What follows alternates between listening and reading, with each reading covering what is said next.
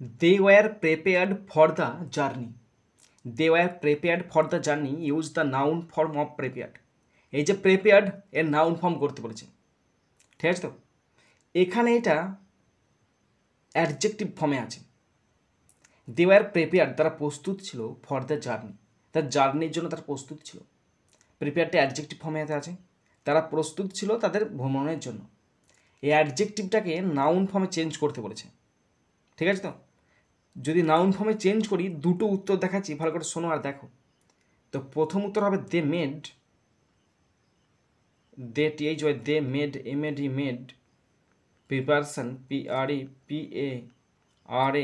PREPARATION, they made preparation for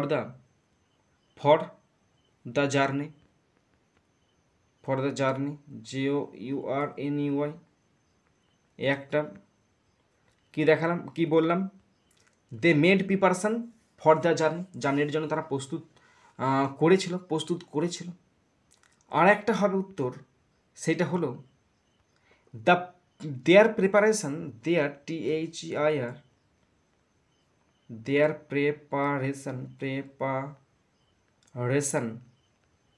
their preparation for the journey JOURNEY, for the journey was complete, সম্পন্ন হয়েছিল। COMPLETE, stop. তাহলে their preparation for the journey was complete, জার্নির জন্য তাদের প্রস্তুতি সম্পূর্ণ হয়েছিল। দুটো উত্তর দেখালাম, বলবে অবশ্যই বলবে কোনটা তোমাদের ভালো লেগেছে।